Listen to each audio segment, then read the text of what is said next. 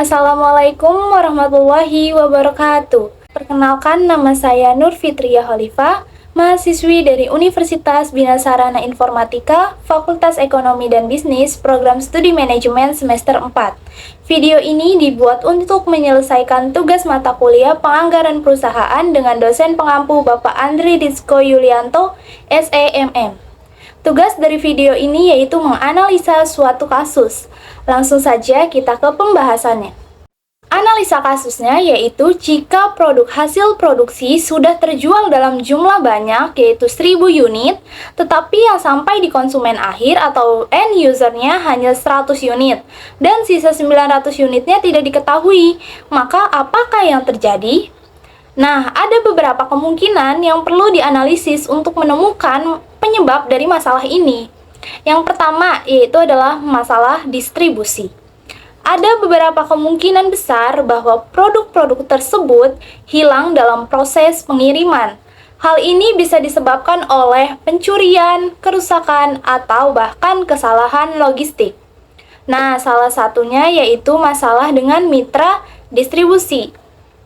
Jika perusahaan menggunakan pihak ketiga untuk distribusi, mungkin ada masalah dengan pihak tersebut, seperti ketidakjujuran atau ketidakmampuan mengelola pengiriman dengan baik.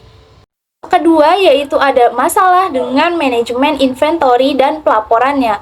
Kesalahan dalam sistem pelacakan inventory dapat menyebabkan ketidakcocokan antara jumlah produk yang dikirim dengan produk yang diterima oleh konsumen. Pencatatan penjualan barang masuk dan barang keluar juga yang tidak akurat, sehingga jumlah yang dilaporkan terjual tidak sesuai dengan kenyataannya. Masalah yang ketiga yaitu bisa jadi ada penipuan atau penyimpangan oleh tim internal. Nah, yang pertama bisa kecurangan oleh karyawan. Jadi ada kemungkinan kecurangan oleh karyawan yang terlibat dalam proses produksi, penyimpanan, atau bahkan pengiriman. Nah, yang kedua itu ada korupsi dalam rantai pasokan. Nah, pihak yang terlibat dalam rantai pasokan mungkin melakukan penyimpangan dengan mengalihkan produk yang harusnya dikirim ke konsumen ke pasar gelap. Dan analisa kasus tersebut ada beberapa alternatif solusi yang bisa digunakan oleh perusahaan, yaitu yang pertama, melakukan audit dan verifikasi data. Audit logistik dan inventory, perusahaan bisa melakukan audit secara menyeluruh terhadap proses logistik dan inventory untuk menemukan sumber masalahnya.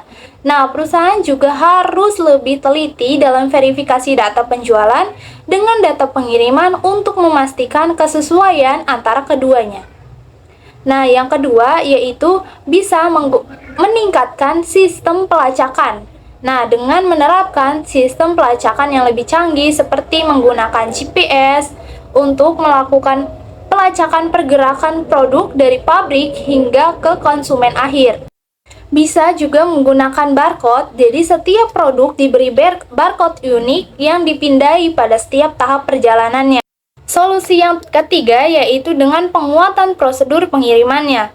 Perusahaan harus lebih teliti lagi dalam memilih mitra distribusi yang terpercaya. Pilih mitra distribusi yang memiliki reputasi baik dan rekam jejak yang jelas dalam pengelolaan pengirimannya. Perusahaan juga harus melakukan pelatihan dan pengawasan terhadap karyawan, memberikan pelatihan kepada karyawan terkait prosedur pengiriman dan melakukan pengawasan yang ketat untuk mencegah kecurangan. Nah, dengan langkah-langkah tersebut, perusahaan dapat mengidentifikasi dan memperbaiki masalah dalam proses distribusi dan rantai pasokan, memastikan bahwa produk yang terjual benar-benar sampai ke tangan konsumen akhir sesuai dengan yang diharapkan. Sekian pembahasan analisa kasus dari saya. Besar harapan semoga materi yang telah saya sampaikan bisa menambah wawasan.